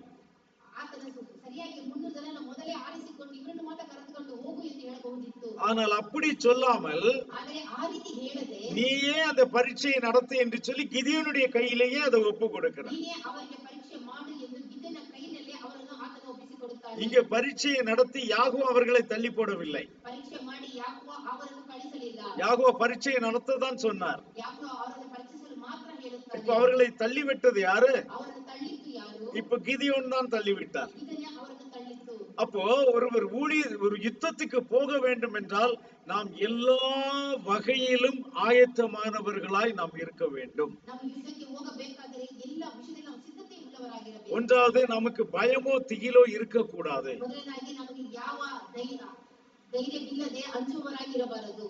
இப்போ நம்ம சசிகலா சிஸ்டர் வீட்டுல அந்த பெண்ணுக்கு, அந்த இந்திக்கார பொண்ணுக்கு பேய் போகும்போது உண்மையா பயந்தவங்க எத்தனை பேர் கை தூக்குங்க? கொஞ்சம் மேல தூக்குங்க, மற்றவங்களுக்கு தெரியற மாதிரி. இல்லையா? உண்மையில என்ன செஞ்சீங்க? பயந்தீங்க. அப்போ அப்படி பயமும் திகிலும் உள்ளவர்களை கூட்டிக் கொண்டு போக வேண்டாம் என்று சொல்லுகிறார், நமக்கு வெளிப்படுத்துகிறார். ಆ ರೀತಿ ಭಯವೂ ದಿಗಿಲು ಇರುವವರನ್ನು ಕರೆದುಕೊಂಡು ಹೋಗಬೇಡ ಎಂದು ಇಲ್ಲಿ ಆತನು ಪ್ರಕಟಿಸುತ್ತಿದ್ದಾನೆ. 2 பேர் தான் உண்மையா கை தூக்கி இருக்கிறாங்க. எனக்கு ஆண்கள் வரைக்கும் பயந்தது தெரியும். லேடிஸ் மட்டும் இல்ல, ஆண்கள் கூட, ஜென்ஸ் கூட பயந்தது எனக்கு தெரியும். அல்லேலூயா. ஹalleluya. ஆனா யாகுவா என்ன சொல்றாரு? அதை அவர் கண்டுபிடிக்கிறார். ಯಾಕೋಬ ಅದನ್ನು ಕಂಡುಹಿಡಿಯುತ್ತಾನೆ. சோ இப்ப பயம் உள்ளவர்கள் போய்விட்டார்கள். ಈಗ ಧೈರ್ಯವಿಲ್ಲದವರು ಹೋದರು. இப்ப இருக்கிறவர்கள் எல்லாம் தைரியசாலிகள் தான். ಈಗ ಇರುವವರು ಧೈರ್ಯವಂತರೇ. அப்ப இந்த தைரியசாலிகளை வைத்து யுத்தம் பண்ணலாமே. ಈ ಧೈರ್ಯವಂತರನ್ನು ಇಟ್ಟುಕೊಂಡು ಯುದ್ಧ ಮಾಡಬಹುದಲ್ಲ. அப்போ ஒரு யுத்தம் பண்ணுவதற்கு என்னெல்லாம் வேண்டும் என்று யாகுவா எதிர்பார்க்கிறார். ಒಂದು ಯುದ್ಧ ಮಾಡೋದಕ್ಕೆ ಏನೆಲ್ಲ ಬೇಕೆಂದು ಯಾಕೋಬ ಎದುರು ನೋಡುತ್ತಾನೆ. யாகுவா எதிர்பார்க்கிறதெல்லாம் முதலாவது தைரியம் வேண்டும். ಯಾಕೋಬ ಎದುರು ನೋಡುವುದು ಎಲ್ಲವೂ ಮೊದಲನೇದಾಗಿ ಅವರಿಗೆ ಧೈರ್ಯ ಬೇಕು. அதற்கு பின்பாக என்ன வேண்டும் என்றால் ಅದಾದ ಮೇಲೆ ಅವರಿಗೆ ಏನು ಬೇಕೆಂದರೆ ஒழுங்கு வேண்டும். ಶಿಸ್ತು ಬೇಕು. அந்த ஒழுங்கு இல்லாதபடிக்கும் யுத்தம் செய்யக்கூடாது. ಶಿಸ್ತು ಇಲ್ಲದೆ ಅಲ್ಲಿ ಯುದ್ಧ ಮಾಡಲು ಸಾಧ್ಯವಿಲ್ಲ. அப்ப எதெல்லாம் இருக்கக்கூடாது? ಯಾವುದೆಲ್ಲ ಇರಬಾರದು? பயமும் திகிலும் இருக்கக்கூடாது. ಅಂಜುವಿಕೆಯೂ ಭಯವೂ ಇರಬಾರದು. அந்த ரெண்டும் இருந்தால் நீங்கள் யுத்தத்திற்கு தகுதியே இல்லை. ಆ ಎರಡು ಇದ್ದರೆ ನೀವು ಯುದ್ಧಕ್ಕೆ ಯುದ್ಧ ಮಾಡೋದಕ್ಕೆ ಅರ್ಹತೆ ಇಲ್ಲದವರು. இப்ப தைரியம் உள்ளவர்களா இருந்தாலும் ನೀವು ಧೈರ್ಯವಂತರಾಗಿದ್ದರೂ ಕೂಡ நீங்கள் வார்த்தைக்கு கீழ்ப்படுகிறவர்களா இருக்க வேண்டும். ನೀವು ವಾಕ್ಯಕ್ಕೆ ವಿಧೇಯರಾಗಿರಬೇಕು. அப்ப வார்த்தைக்கு கீழ்ப்படியாதவர்களையும் அந்த இடத்திலே நாம் கொண்டு போக முடியாது. ವಾಕ್ಯಕ್ಕೆ ವಿಧೇಯರಾಗದವರನ್ನು ನಾವು ಅಲ್ಲಿಗೆ ಕರೆದುಕೊಂಡು ಹೋಗಲು ಸಾಧ್ಯವಿಲ್ಲ. சோ இவரு நல்ல போல்டா இருக்கிறாரு, ஸ்ட்ராங்கா இருக்கிறாரு அப்படின்னு சொல்லலாம் நம்ம யாரும் என்ன செய்ய முடியாது, யுத்தத்துக்கு கொண்டு போக முடியாது. ಇವರು ತುಂಬಾ ಶಕ್ತಿಶಾಲಿಯಾಗಿದ್ದಾರೆ, ಇವರು ತುಂಬಾ ಧೈರ್ಯವಂತರಾಗಿದ್ದಾರೆ ಎಂದು ನಾವು ಕರೆದುಕೊಂಡು ಹೋಗಲು ಸಾಧ್ಯವಿಲ್ಲ. இதெல்லாம் மனுஷனுடைய கணக்கு. ಇದೆಲ್ಲ ಮನುಷ್ಯರ ಲೆಕ್ಕವಾಗಿರುತ್ತದೆ. ஆனால் தேவனுக்கு வேறொரு கணக்கு இருக்கிறது. ದೇವರಿಗೆ ಬೇರೆ ಒಂದು ಲೆಕ್ಕವುಂಟು. ஹalleluya. அவர்களை தண்ணீரிடத்தில் கொண்டு வா, நான் அங்கே அவர்களை பரீட்சித்து பார்ப்பேன் சொல்றேன். தண்ணீர் என்றால் என்ன? வேத வசனம். அப்ப எல்லாரையும் எங்கே போய் தேவன் பரீட்சை பார்க்கிறார்? வேத வாக்கியத்தை வைத்து அவர்களை பரீட்சித்து பார்க்கிறார். நீங்கள் கூட யாரிடத்திலும் பேச வேண்டுமானால் நீங்கள் வேத வாக்கியத்தை பேசி பாருங்க. அவர்கள் தெரிந்து கொள்ளப்பட்ட ஆத்மாவா இல்லாவிட்டால் அவர்கள் உங்களை விட்டு ஓடி போவார்கள். ಅವರು ದೇವರಿಂದ ಕೊಡಲ್ಪಡದಂತ ಆತ್ಮವಾಗಿದ್ದರೆ ಅವರು ನಿಮ್ಮನ್ನು ಬಿಟ್ಟು ಬೇಗ ಓಡಿ ಹೋಗುತ್ತಾರೆ. அவர்களுக்குள் அசுத்தாவி இருக்குமானால் ಅವರೊಳಗೆ ದುರಾತ್ಮನ ಇರುವುದಾದರೆ ஒன்றில் அசுத்தாவி ஓடிவிடும், ಒಂದು ದುರಾತ್ಮ ಓಡಿ ಹೋಗುತ್ತದೆ, இல்லாவிட்டால் அசுத்தாவி இருக்கிற மனிதன் ஓடி போவான். ಇಲ್ಲದಿದ್ದರೆ ದುರಾತ್ಮ ಇರುವ ಮನುಷ್ಯನು ಓಡಿ ಹೋಗುತ್ತಾನೆ. அப்படி ஓடி போனதுல பாஸ்டர்களும் உண்டு. ಆ ರೀತಿ ಓಡಿ ಹೋದವರಲ್ಲಿ ದೇವ ಸೇವಕರು ಉಂಟು. ஆமா. அப்ப அவங்களுக்கு வசனம் தெரியாதா? ಅವರಿಗೆ ವಾಕ್ಯ ಗೊತ್ತಿಲ್ಲವಾ? இல்ல, தெரியாது. ಅವರಿಗೆ ವಾಕ್ಯಗಳು ಗೊತ್ತಿಲ್ಲ. அவர்களுக்கு சில குறிப்பிட்ட வசனங்கள் மட்டும்தான் தெரியும். ಅವರಿಗೆ ಸ್ವಲ್ಪ ತಿಳಿಯುವಂತ ವಾಕ್ಯಗಳು ಮಾತ್ರ ಗೊತ್ತಿರುತ್ತದೆ. நீங்கள் அதிகாரத்தோடு வேத வாக்கியத்தை பயன்படுத்தும் பொழுது ನೀವು ಅಧಿಕಾರದಿಂದ ಸತ್ಯವೇದ ವಾಕ್ಯವನ್ನು ಉಪಯೋಗಿಸುವಾಗ அவர்களும் ஓடி போய் விடுகிறார்கள். ಅವರು ಓಡಿ ಹೋಗುತ್ತಾರೆ. ஆனா அதுவரைக்கும் எல்லாரும் முன்னாலே நாங்கள் அபிஷேகம் பெற்றவர்கள் என்று சொல்லிக் கொண்டுதான் இருந்தார்கள். ಅದಕ್ಕಿಂತ ಮುಂಚೆವಾಗಿ ಎಲ್ಲರೂ ನಾವು ಅಭಿಷೇಕ ಮಾಡಲ್ಪಟ್ಟವರು ಎಂದು ಹೇಳಿಕೊಳ್ಳುತ್ತಾರೆ. மனிதனுடைய உள்ளங்களை ஆராய்ந்து பார்க்கிறவர் யார்? ಮನುಷ್ಯರ ಅಂತರಂಗವನ್ನು ಶೋಧಿಸಿ ನೋಡುವವರು ಯಾರು? தேவன். ஹல்லேலூயா. ஹல்லேலூயா. தேவனுக்கு மட்டும்தான் ஒரு மனிதனுடைய உள்ளம் என்னவென்று தெரியும். ದೇವರಿಗೆ ಒಬ್ಬರಿಗೆ ಮಾತ್ರ ಗೊತ್ತಿರುತ್ತದೆ ಆ ಮನುಷ್ಯರ ಅಂತರಂಗ ಹೇಗಿದೆ ಎಂಬುದಾಗಿ. சோ இப்பொழுது அவர் என்ன செய்கிறார் பாருங்க. ಈಗ ಆತನು ಏನು ಮಾಡ್ತಾನೆ ಎಂಬುದಾಗಿ ನೋಡಿರಿ. வார்த்தையின் இடத்தில் கொண்டு வா, அவர்களை நான் பரீட்சித்து காட்டுகிறேன் என்று சொல்லுகிறார். ವಾಕ್ಯದ ಬಳಿಗೆ ಕರೆದುಕೊಂಡು ಬಾ, ನಾನು ಅವರನ್ನು ಪರೀಕ್ಷಿಸುವೆನು ಎಂಬುದಾಗಿ ಆತನು ಹೇಳುತ್ತಾನೆ. யாகுஷ்வா அவரை சோதிக்க வந்த பிசாசை எப்படி ஜெயித்தார்? ಯಾಕುಷ್ವ ಆತನನ್ನು ಶೋಧಿಸಲು ಮಾಡಲ್ಪಟ್ಟಂತಹ ಸೈತಾನನು ಯಾವ ರೀತಿ ಆತನು ಓಡಿಸುತ್ತಾನೆ? வசனத்தை வைத்துதான் ஜெயித்தார். ಅವನು ವಾಕ್ಯಗಳನ್ನು ಇಟ್ಟುಕೊಂಡೇ ಆತನ ಸೈತಾನನ್ನು ಜಯಿಸುತ್ತಾನೆ. வசனத்தை சொன்ன பொழுது அவரை விட்டு விட்டு அவன் ஓடி போய்விட்டான் என்று வசனம் சொல்லுகிறது. ವಾಕ್ಯವನ್ನು ಹೇಳಿದ ತಕ್ಷಣ ಅವನು ಆ ಸೈತಾನನು ಯಾಕುಷ್ವನು ಬಿಟ್ಟು ಓಡಿ ಹೋದನು ಎಂದು ಸತ್ಯವೇದ ಹೇಳುತ್ತದೆ. அப்பொழுது வல்லமை எங்கே இருக்கிறது? ಶಕ್ತಿ ಎಲ್ಲಿದೆ? தேவனுடைய வார்த்தையில் இருக்கிறது. ದೇವರ ವಾಕ್ಯದಲ್ಲಿ ಆ ಶಕ್ತಿ ಅಡಗಿದೆ. தேவனுடைய வார்த்தைக்கு முன்னால எந்த பிசாசின் சோதனையும் நிற்க முடியாது. ದೇವರ ವಾಕ್ಯದ ಮುಂದೆ ಯಾವ ಸೈತಾನನ ಶೋಧನೆಯು ನಿಲ್ಲಲು ಸಾಧ್ಯವೇ ಇಲ್ಲ. ஹalleluya. ஹalleluya. ஆக நீங்கள் வசனத்தை உடையவர்களாய் இருக்க வேண்டும். ಆದ್ದರಿಂದ ನೀವು ವಾಕ್ಯಕ್ಕೆ ಹೊಂದಿಕೆ ಆಗಿರುವವರಾಗಿರಬೇಕು. நீங்கள் ஒழுங்குள்ளவர்களாய் இருக்க வேண்டும். ಶಿಸ್ತು ಉಳ್ಳವರಾಗಿರಬೇಕು. வசனத்திலே உண்மையுள்ளவர்களாய் இருக்க வேண்டும். ಉತ್ತಮ ಉಳ್ಳವರಾಗಿರಬೇಕು. அப்படிப்பட்டவர்களை கூட்டிக் கொண்டு போய் யுத்தம் பண்ணினால் ಅಂತವರನ್ನು ಕರೆದುಕೊಂಡು ಹೋಗಿ ಯುದ್ಧ ಮಾಡಿದರೆ ஒருவன் 1000 பேரையும் ಒಬ್ಬನು 1000 ಜನರನ್ನು 2 பேர் 10,000 பேரையும் துரத்துவான் என்று வசனம் சொல்லுகிறது. ಇಬ್ಬರು 16,000 ಜನರನ್ನು ಓಡಿಸುವರು ಎಂದು ಸತ್ಯವೇದ ಹೇಳುತ್ತದೆ. ஹalleluya. ஹalleluya. உனக்குள்ளே வார்த்தை இருக்குமானால் உனக்கு எதிராக ஒரு சக்தியும் வர முடியாது. ನಿನ್ನ ಒಳಗಡೆ ವಾಕ್ಯವಿದ್ದರೆ ನಿನಗೆ ಎದುರಾಗಿ ಯಾವ ಅಶುದ್ಧ ಆತ್ಮನು ಬರಲು ಸಾಧ್ಯವಿಲ್ಲ. ஹalleluya. ஹalleluya. உனக்கு விரோதமாக எந்த ஆயுதமும் வாய்க்காமல் போகும். ನಿನಗೆ ವಿರುದ್ಧವಾಗಿ ಯಾವ ಯುದ್ಧವೂ ಬರದೆ ಹೋಗುತ್ತದೆ. உனக்குள் வார்த்தை இருக்க வேண்டும். ನಿನ್ನಲ್ಲಿ ವಾಕ್ಯವಿರಬೇಕು. அந்த வார்த்தையிலே உண்மை இருக்க வேண்டும். ಆ ವಾಕ್ಯದಲ್ಲಿ ನಿಜ ಇರಬೇಕು. அந்த வார்த்தையிலே ஒழுக்கம் இருக்க ಆ வேண்டும். ವಾಕ್ಯದಲ್ಲಿ ಶಿಸ್ತಿರಬೇಕು. அதைத்தான் இங்கே அவர் பரீட்சித்து காட்டுகிறார். ಅದನ್ನೇ ಇಲ್ಲಿ ಆತನು ಪರೀಕ್ಷಿಸಿ ತೋರಿಸುತ್ತಾನೆ. காரணம் இப்பொழுது கிதியோன் செய்ய போகிற யுத்தம் ಕಾರಣ ಈಗ ಗಿದ್ಯೋನು ಮಾಡುವಂತ ಯುದ್ಧ இஸ்ரவேலை ரட்சிப்பதற்காக. ಇಸ್ರಾಯೇಲ್ ರಕ್ಷಿಸುವುದಕ್ಕೋಸ್ಕರ. ஹalleluya. ஹalleluya. அது ஒரு பொழுதுபோக்குக்காக அல்ல. ಅದು ಒಂದು ಸಮಯ ಕಳೆಯುವುದಕ್ಕೋಸ್ಕರ. கிதியோனை பேர் பிரஸ்தாபப்படுத்துவதற்காக அல்ல. ಗಿದ್ಯೋನ ಹೆಸರನ್ನು ಪ್ರಸಿದ್ಧಪಡಿಸುವುದಕ್ಕೋಸ್ಕರ. அங்கு தேவனுடைய ஜனங்களுக்கு ரட்சிப்பை கொண்டு வருவதற்காக. ಅಲ್ಲಿ ದೇವರ ಜನರ ರಕ್ಷಣೆಯನ್ನು ತರುವುದಕ್ಕೋಸ್ಕರ. ஊழியக்காரனே, ದೇವ ಸೇವಕರೇ, தேவன் உன்னை எதற்கு வைத்திருக்கிறார் தெரியுமா? ದೇವರನ್ನು ಯಾವುದಕ್ಕೋಸ್ಕರ ಇಟ್ಟಿದ್ದಾರೆ நீ ಗೊತ್ತಾ? சத்ருவின் சேனைகளை முறியடிப்பதற்காக, ನೀನು ಶತ್ರುವಿನ ಸೈನ್ಯವನ್ನು ಮುರಿದು ಹಾಕುವುದಕ್ಕೋಸ್ಕರ. தேவனின் யுத்தத்தை செய்வதற்காக. ದೇವರ ಯುದ್ಧವನ್ನು ಮಾಡುವುದಕ್ಕೋಸ್ಕರ. விசுவாசியே, தேவன் உன்னை எதற்கு தெரிந்து கொண்டிருக்கிறார் தெரியுமா? ವಿಶ್ವಾಸಿಯೇ, ದೇವರು ಯಾವುದಕ್ಕೋಸ್ಕರ ಆರಿಸಿ ತೆಗೆದುಕೊಂಡಿದ್ದಾನೆ ಗೊತ್ತಾ? சத்ருவின் சேனைகளோடு கூட போராடி ஜெயிப்பதற்காக. ಶತ್ರುವಿನ ಸೈನ್ಯದೊಂದಿಗೆ ಹೋರಾಡಿ ಜಯಿಸುವುದಕ್ಕೋಸ್ಕರ. அதற்காகத்தான் நீங்கள் அழைக்கப்பட்டிருக்கிறீர்கள். ಅದಕ್ಕೋಸ್ಕರ ನೀವು ಆತನಿಂದ ಆರಿಸಲ್ಪಟ್ಟಿದ್ದೀರಿ. அப்பொழுது நமக்குள்ளும் அப்படிப்பட்டதான ஒரு ஆயத்தம் இருக்க வேண்டும். ಹಾಗಿದ್ದ ಮೇಲೆ ನಮ್ಮೊಳಗೆ ಅಂತ ಒಂದು ಸಿದ್ಧತೆ ಇರಬೇಕು. நீங்கள் அலட்சியமாக இருந்தால் ನೀವು ಅಲಕ್ಷ್ಯವಾಗಿದ್ದರೆ யோசபாத்தை சூழ்ந்தது போல சத்துரு நம்மையும் சூழ்ந்து விடுவான். ಯೆಹೋವನನ್ನು ಆವರಿಸಿದ ಹಾಗೆ ಶತ್ರುಗಳು ನಮ್ಮ ಸುತ್ತಲೂ ಅವರ ದಂಡು ಹಿಡಿಯುತ್ತಾರೆ. அப்பொழுது அங்கே நின்று கொண்டு ஐயோ ஐயோ என்று கதற வேண்டியது இருக்கும். ನಾವು ಅಲ್ಲಿ ನಿಂತುಕೊಂಡು ಅಯ್ಯೋ ಅಂತ ನಾವು ಕಿರಿಚಿಕೊಳ್ಳಬೇಕಾಗುತ್ತದೆ. ஹalleluya. ஹalleluya. எல்லா நிமிஷத்திலும் நீங்கள் ஆயத்தம் உள்ளவர்களாய் இருக்க வேண்டும். ಎಲ್ಲ ನಿಮಿಷದಲ್ಲಿ ನೀವು ಸಿದ್ಧತೆ ಉಳ್ಳವರಾಗಿರಬೇಕು. சோ இப்பொழுது தேவன் அங்கே அவர்களை பரீட்சித்து காட்டுகிறார். ಈಗ ದೇವರು ಅಲ್ಲಿ ಅವರನ್ನು ಪರೀಕ್ಷಿಸಿ ತೋರಿಸುತ್ತಾನೆ. இப்பொழுது அவர்களிடத்தில் சொல்லுகிறார், யாரெல்லாம் தண்ணியை கையில் எடுத்து தங்களுடைய நாவில் நக்கி குடிக்கிறார்களோ அவர்களை மட்டும் தனியே நிறுத்து என்று சொல்லுகிறார். ಅಲ್ಲಿ ಯಾಕೋಬನು ಗಿದ್ಯೋನಿಗೆ ಹೇಳುತ್ತಾನೆ, ನೀರಿನ ಬಳಿಗೆ ಕರೆದುಕೊಂಡು ಹೋಗು, ಯಾರೆಲ್ಲ ನಾಯಿಯಂತೆ ನೀರನ್ನು ನಾಲಿಗೆಯಲ್ಲಿ ನೆಕ್ಕಿ ಕುಡಿತಾರೋ ಅವರನ್ನು ಬೇರೆ ಮಾಡು ಎಂಬುದಾಗಿ. ஏன் அப்படிப்பட்டவனை அவர் தெரிந்தெடுக்கிறார்? ಹೇಗೆ ಅಂತವರನ್ನು ಆತನು ಆರಿಸಿ ತೆಗೆಯುತ್ತಾನೆ? ஏனென்றால் இவன் சுத்தமான தண்ணீரை குடிக்கிறதுல கவனம் உள்ளவனாய் இருக்கிறான். ಏಕೆಂದರೆ ಇವನು ಶುದ್ಧವಾದ ನೀರನ್ನು ಕುಡಿಯುವುದರಲ್ಲಿ ತುಂಬಾ ಗಮನವುಳ್ಳವನಾಗಿದ್ದಾನೆ. ஏனென்றால் வெளியே நின்று கீழே குனிந்து அந்த தண்ணீரை எடுக்கும் பொழுது அந்த தண்ணீர் கலங்குவதில்லை. ಆಚೆ ನಿಂತುಕೊಂಡು ನೀರನ್ನು ಕೈಗಳಲ್ಲಿ ಎತ್ತಿ ಕುಡಿದರೆ ಅದು ನೀರು ಕಲಹ ಆಗುವುದಿಲ್ಲ. ஆனால் சிலர் என்ன பண்ணுகிறார்கள், ಆದರೆ ಕೆಲವರು ಏನು ಮಾಡುತ್ತಾರೆ, தண்ணீருக்கு உள்ளே போய் முழங்கால் விட்டு அவர்கள் தண்ணீரை எடுத்து குடிக்கிறார்கள். ಕೆಲವರು ನೀರಿನ ಒಳಗಡೆ ಹೋಗಿ ತನ್ನ ಕಾಲನ್ನು ಊರಿ ನೀರನ್ನು ಅಲ್ಲಿ ಕಲಕುತ್ತಾರೆ. அப்ப தண்ணீர் என்னவாகும், ಆಗ ನೀರು ಏನಾಗುತ್ತದೆ, அது கலங்கி போகும். ಅದು ಕಲಕ ಆಗುತ್ತದೆ. கலங்கி போன தண்ணீரை குடிக்கிறவர்கள் தேவனுக்கு தேவையில்லை. ಕಲಹದ ನೀರನ್ನು ಕುಡಿಯುವುದು ದೇವರಿಗೆ ಬೇಕಾಗಿಲ್ಲ. சுத்தமான நீரை குடிக்கிறவன் தான் தேவனுக்கு வேண்டும். ಶುದ್ಧವಾದ ನೀರನ್ನು ಕುಡಿಯುವುದಕ್ಕೆ ದೇವರಿಗೆ ಬೇಕಾಗಿರುವುದು. ஹல்லேலூயா. தேவனுடைய வார்த்தை சுத்தமுள்ள வார்த்தையா இருக்கிறது. ದೇವರ ವಾಕ್ಯ ಶುದ್ಧವುಳ್ಳ ವಾಕ್ಯವಾಗಿರುತ್ತದೆ. ஹல்லேலூயா.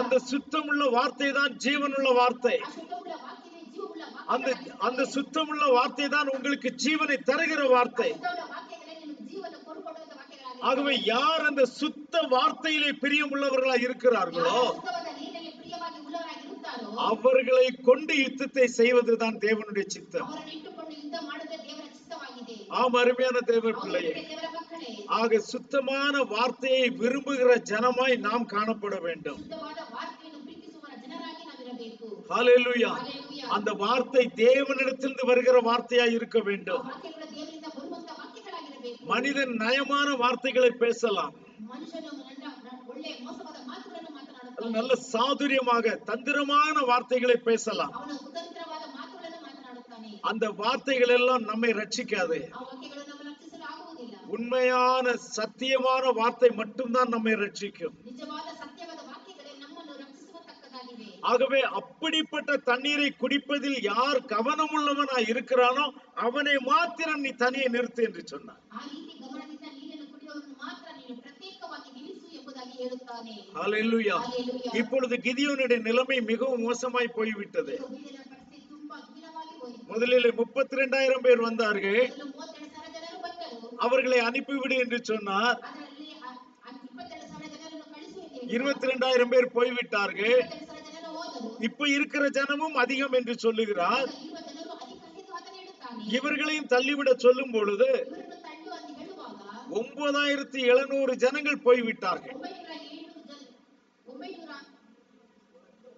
9,700 ಜನರು ಹೋದರು. இப்பொழுது மீதம் 300 பேர் தான் இருக்கிறார்கள். ಈಗ 300 ಜನರು ಮಾತ್ರ ಇದ್ದಾರೆ. யாகோவா சொல்லுகிறார், இந்த 300 பேரை கொண்டு நான் உனக்கு ரட்சிப்பை தருவேன். ಈಗ ಯಾಕೋವ ಹೇಳುತ್ತಾನೆ, ಈ 300 ಜನರನ್ನು ಇಟ್ಟುಕೊಂಡು ನಾನು ರಕ್ಷಣೆ ಕೊಡುತ್ತೇನೆ ಎಂಬುದಾಗಿ ಹೇಳುತ್ತಾನೆ. அருமையான தேவ பிள்ளைகளே, ದೇವರ ಮಕ್ಕಳೇ, நாம் ஒரு யுத்தத்துக்கு போக வேண்டுமானால் நாம் இப்படிப்பட்ட பிள்ளைகளா இருக்க வேண்டும். ನಾವು ಒಂದು ಯುದ್ಧಕ್ಕೆ ಹೋಗಬೇಕಾದರೆ ಇಂಥ ಮಕ್ಕಳಾಗಿರಬೇಕು. இப்படியாக தேவனால் பிரித்தெடுக்கப்பட்ட பிள்ளைகளாக நாம் காணப்பட வேண்டும். ದೇವರಿಂದ ನಾವು ಪ್ರತ್ಯೇಕಿಸಲ್ಪಟ್ಟ ಮಕ್ಕಳಾಗಿ ಕಾಣಬೇಕು. ஹல்லேலூயா. ಹಲ್ಲೆಲೂಯಾ. உங்களை கொண்டு தேவன் பெரிய காரியங்களை செய்வார். ನಿಮ್ಮನ್ನು ಇಟ್ಟುಕೊಂಡು ದೇವರು ಮಹಾ ದೊಡ್ಡ ಕಾರ್ಯಗಳನ್ನು ಮಾಡುವನಾಗಿದ್ದಾನೆ. தேவனுக்கு எண்ணிக்கை அதிகம் தேவையில்லை. ದೇವರಿಗೆ ಹೆಚ್ಚು ಜನ ಬೇಕಾಗಿಲ್ಲ. ஒப்பு கொடுத்த சிலர் போதும். ಒಪ್ಪಿಸಿಕೊಟ್ಟಂತ ಕೆಲವರು ಮಾತ್ರ அந்த ಸಾಕು. ஒப்பு கொடுத்த சிலரை கொண்டு தேவன் பெரிய காரியங்களை செய்ய வல்லவராய் இருக்கிறார். ಒಪ್ಪಿಸಿಕೊಟ್ಟಂತ ಮಕ್ಕಳನ್ನು ಇಟ್ಟುಕೊಂಡು ದೇವರು ಮಹಾ ಕಾರ್ಯಗಳು ಮಾಡಲು ಶಕ್ತನಾಗಿದ್ದಾನೆ. ஹல்லேலூயா. ಹಲ್ಲೆಲೂಯಾ. ஆகவே இந்த மாதிரி யுத்தத்திற்கு போகும் பொழுது ಆದುದರಿಂದ ಇದಕ್ಕೆ ಹೋಗಬೇಕಾದರೆ நீங்கள் ஆயத்தம் உள்ளவர்களாய் இருந்தால் கண்டிப்பாக எங்களோடு கூட வாருங்கள். ನೀವು ಸಿದ್ಧವಾಗಿದ್ದರೆ ನಮ್ಮೊಂದಿಗೆ ಬನ್ನಿರಿ. இங்கே என்ன நடக்கிறது என்று பார்க்க வேண்டும் என்றால் தயவு செய்து வராதீர்கள். ಅಲ್ಲಿ ಏನು ನಡೆದಿದೆ ನೋಡೋಣ ಎಂದು ನೆನೆಸಿಕೊಳ್ಳುವ ದಯವಿಟ್ಟು ಬರಬೇಡಿ. உங்களுக்கு நீங்கள் கேட்கிற சாட்சிகள் போதும். ನೀವು ಇಲ್ಲಿ ಕುಳಿತುಕೊಂಡು ನೀವು ಕೇಳುವ ಸಾಕ್ಷಿಗಳೇ ನಿಮಗೆ ஆக ಸಾಕು. யார் முழுவதுமாக ஆயத்தமாய் இருக்கிறார்களோ அவர்கள் மட்டும்தான் அங்கே வர வேண்டும். ಯಾರು ಪೂರ್ತಿ ಯುದ್ಧಕ್ಕೆ ಸಿದ್ಧವಾಗಿದ್ದಾರೋ ಅವರು ಮಾತ್ರ ಬಂದರೆ ಸಾಕು. அந்த இடங்களில் அற்புதம் நடக்கும். ಅಂತ ಸ್ಥಳಗಳಲ್ಲಿ ಅದ್ಭುತ ನಡೆಯುತ್ತದೆ. ஏனென்றால் ಏಕೆಂದರೆ அங்கேதான் ஒரு மனம் இருக்கும். ಅಲ್ಲಿ ಏಕ ಮನಸ್ಸು ಇರುತ್ತದೆ. ஹல்லேலூயா. எங்கே ஒரு மனதும் ஒற்றுமையும் இருக்கிறதோ ಎಲ್ಲಿ ಏಕ ಮನಸ್ಸು ಐಕ್ಯತೆ ಇರುತ್ತದೋ அங்கே நிச்சயமான விடுதலை கிடைக்கும். ಅಲ್ಲಿ ಖಂಡಿತವಾಗಲೂ ಬಿಡುಗಡೆಯುಂಟು. ஹல்லேலூயா. ಹಲ್ಲೆಲೂಯಾ. இது நிச்சயமாக ஒரு ஊழியக்காரனை மேன்மைப்படுத்துகிற விஷயம் அல்ல. ಇದು ಖಂಡಿತವಾಗಲೂ ಒಬ್ಬ ಸೇವಕರನ್ನು ಹೆಮ್ಮೆ ಪಡಿಸುವಂತ ವಿಷಯವಲ್ಲ. இப்படிப்பட்ட ஒரு அற்புதம் செய்வதற்கு என்னிடத்தில் சக்தி இல்லை. ಇಂತಹ ಅದ್ಭುತವನ್ನು ಮಾಡೋದಕ್ಕೆ ನನ್ನಲ್ಲಿ ಯಾವ ಶಕ್ತಿಯೂ ಇಲ್ಲ. ஆனால் எனக்குள் இருக்கிறவர் இதை செய்தார். ಆದರೆ ನನ್ನೊಳಗೆ ಇರುವವರು ಇದು ಮಾಡಿದನು. ஹல்லேலூயா. ಹಲ್ಲೆಲೂಯಾ. மகிமையும் மாட்சிமையும் அவருக்கு மட்டும்தான். ಎಲ್ಲ ಮಹಿಮೆಯ ಕೃತಜ್ಞತೆಗಳು ಎಲ್ಲ ಆಗ ಒಬ್ಬನಿಗೇನೆ. என்னை கொண்டு இதை செய்த தேவன் ನನ್ನನ್ನು ಇಟ್ಟು ಇದನ್ನು ಮಾಡಿದಂತ ದೇವರು உங்கள் ஒவ்வொருவரையும் கொண்டு இதை செய்ய வல்லவராய் இருக்கிறார். ನಿಮ್ಮ ಪ್ರತಿಯೊಬ್ಬರನ್ನು ಇಟ್ಟುಕೊಂಡು ಇದನ್ನು ಮಾಡಲು ಶಕ್ತನಾಗಿದ್ದಾನೆ. ஒப்பு கொடுக்க ஆயத்தமா இருக்கிறீர்களா? ಒಪ್ಪಿಸಿಕೊಳ್ಳಲು ಸಿದ್ಧವಾಗಿದ್ದೀರಾ? தேவரீ, நீர் இப்படி செய்வதற்கு என்னை நான் ஒப்பு கொடுக்கிறேன் என்று சொல்லுங்க. ದೇವರೇ, ಈ ರೀತಿ ಮಾಡೋದಕ್ಕೆ ನಾನು ನನ್ನನ್ನು ಒಪ್ಪಿಸಿಕೊಡುತ್ತೇನೆ ಎಂದು ಹೇಳಿ. பிசாசின் கிரியைகளை அழிப்பதற்கே மனுஷகுமாரன் வெளிப்பட்டார் என்று வசனம் சொல்லுகிறது. ಸೈತಾನನ ಕ್ರಿಯೆಗಳನ್ನು ಹಾಳು ಮಾಡುವುದಕ್ಕೇನೆ ಮೆಸ್ಸಿಯನು ಪ್ರಕಟಿಸಲು ಎಂಬುದಾಗಿ ಸತ್ಯವೇದ ಹೇಳುತ್ತದೆ. நாம் ஒவ்வொருவரையும் அவர் மனுஷகுமாரர்களும் மனுஷகுமார்த்திகளுமாக மாற்றி இருக்கிறார். ನಾವು ಪ್ರತಿಯೊಬ್ಬರನ್ನು ಆತನ ಮನುಷ್ಯ ಕುಮಾರನಾಗಿ ಮನುಷ್ಯ ಕುಮಾರ್ತೆಯನಾಗಿ ಮಾಡಿದ್ದಾನೆ. அப்போ பிசாசின் கிரியைகளை அழிப்பதற்கு நாம் எல்லாரும் அழைக்கப்பட்டிருக்கிறோம். ಆದ್ದರಿಂದ ಸೈತಾನನ ಕ್ರಿಯೆಗಳನ್ನು ಅಳಿಸುವುದಕ್ಕೆ ನಾವೆಲ್ಲರೂ ದೇವರು ಆರಿಸಿ ತೆಗೆದುಕೊಂಡಿದ್ದಾನೆ. ஹல்லேலூயா. யாரெல்லாம் ஆயத்தமாய் இருக்கிறீர்களோ, ಯಾರೆಲ್ಲ ಸಿದ್ಧವಾಗಿದ್ದೀರೋ, யாரெல்லாம் ஒப்பு கொடுத்திருக்கிறீர்களோ, ಯಾರೆಲ್ಲ ಒಪ್ಪಿಸಿಕೊಟ್ಟಿದ್ದೀರೋ, உங்களை கொண்டு தேவன் பெரிய காரியங்களை செய்வார். ನಿಮ್ಮನ್ನು ಇಟ್ಟುಕೊಂಡು ದೇವರು ದೊಡ್ಡ ಕಾರ್ಯವನ್ನು ಮಾಡುವನು. நம் மத்தியில் இருக்கிற சகோதரி ஸ்வேதா மிகவும் புதிய ஆள் நம்முடைய சபையில. ನಾವು ಮಧ್ಯದಲ್ಲಿರುವಂತ ಶ್ವೇತಾ ತುಂಬಾ ಹೊಸ ಸ್ತ್ರೀ, ஆனால் விசுவாசி. ನಂಬಿಕೆ ಉಳ್ಳವಳು.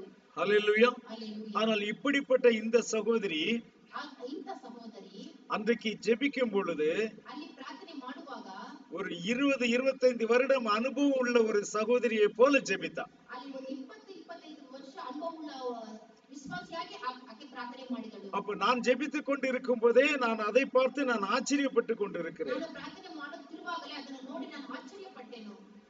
இப்ப அந்த சகோதரி மட்டுமல்ல, ಆ ಸಹೋದರಿ ಮಾತ್ರವಲ್ಲ, நீங்கள் எல்லாருமே அப்படி செய்ய உங்களால கூடும் என்று நான் நம்புகிறேன். ನೀವೆಲ್ಲರೂ ಆ ರೀತಿ ಮಾಡಲು ಸಾಧ್ಯ ಎಂದು ನಾನು ನಂಬುತ್ತೇನೆ. அதாவது வந்து ஒரு வருஷம் கூட ஆகாத இந்த சகோதரியே இந்த அளவுக்கு செய்ய முடியுமானால் இத்தனை வருடங்களான விசுவாசிகள் நீங்கள் எவ்வளவு அதிகமாக செய்ய முடியும்? ಬಂದು ಒಂದು ವರ್ಷ ಆದ ಸಹೋದರಿಗೆ ಇಷ್ಟು ಮಾತ್ರ ಪ್ರಾರ್ಥನೆ ಮಾಡುವಾಗ ನೀವು ಎಷ್ಟು ಮಾತ್ರ ಪ್ರಾರ್ಥನೆ ಮಾಡಬಹುದು? தேவன் வல்லமைக்கு மேல் வல்லமை உங்கள் உள்ளத்திலே ஊற்றி இருக்கிறார். ದೇವರು ಶಕ್ತಿ ಮೇಲೆ ಶಕ್ತಿ ನಿಮ್ಮ ಮೇಲೆ ಆತನು ಸುರಿಸಿದ್ದಾನೆ. வார்த்தைக்கு மேல் வார்த்தை உங்களுக்குள்ளே ஊற்றி இருக்கிறார். ವಾಕ್ಯದ ಮೇಲೆ ವಾಕ್ಯ ಆತನ ಮೇಲೆ ಸುರಿಸಿದ್ದಾನೆ. ஆனால் அதை எங்கும் பயன்படுத்துவதற்கு உங்களுக்கு வாய்ப்பு கிடைக்கவில்லை. ಅದು ಎಲ್ಲಿ ಉಪಯೋಗಿಸುವುದಕ್ಕೆ ನಿಮಗೆ ಅವಕಾಶ ಸಿಗಲಿಲ್ಲ. அதை கிடைக்கிற இடத்திலே நீங்கள் கண்டிப்பாக பயன்படுத்தினால் ಅದು ಸಿಗುವ ಸ್ಥಳದಲ್ಲಿ ನೀವು ಅದನ್ನು ಉಪಯೋಗಿಸಿದರೆ தேவனுடைய வல்லமையை நீங்கள் காண்பீர்கள். ದೇವರ ಶಕ್ತಿಯನ್ನು ನೋಡುವಿರಿ, தேவனுடைய மகிமையை நீங்கள் காண்பீர்கள். ದೇವರ ಮಹಿಮೆಯನ್ನು ನೋಡುವಿರಿ, பிசாசுகள் விட்டு ஓடுவதை நீங்கள் காண்பீர்கள். ಸೈತಾನನನ್ನು ಬಿಟ್ಟು ಓಡಿ ಹೋಗುವುದನ್ನು ನೋಡುವಿರಿ, வியாதிகள் சுஸ்தமாவதை நீங்கள் காண்பீர்கள். ರೋಗಗಳು ವಾಸಿಯಾಗುವುದನ್ನು ನೋಡುವಿರಿ. தேவனுக்கு இது அல்ப காரியம், ದೇವರಿಗೆ ಇದು ಅಲ್ಪ ಕಾರ್ಯ, அவருக்கு இது லேசான காரியம். ಇದು ಆತನಿಗೆ ತುಂಬಾ ಸುಲಭವಾದ ಕಾರ್ಯ. ஒப்பு கொடுக்கிற உங்களை கொண்டு தேவன் மகத்தான காரியங்களை செய்வார். ಒಪ್ಪಿಸಿಕೊಡುವ ನಿಮ್ಮನ್ನು ಇಟ್ಟುಕೊಂಡು ದೇವರ ದೊಡ್ಡ ಮಹತ್ವದ ಕಾರ್ಯಗಳನ್ನು ಮಾಡುವನು. ஒப்பு கொடுக்க ஆயத்தமா இருக்கிறீர்களா? ಒಪ್ಪಿಸಿಕೊಳ್ಳಲು ಸಿದ್ಧವಾಗಿದ್ದೀರಾ? நாம் யாவரும் எழுந்து நிற்கலாமா?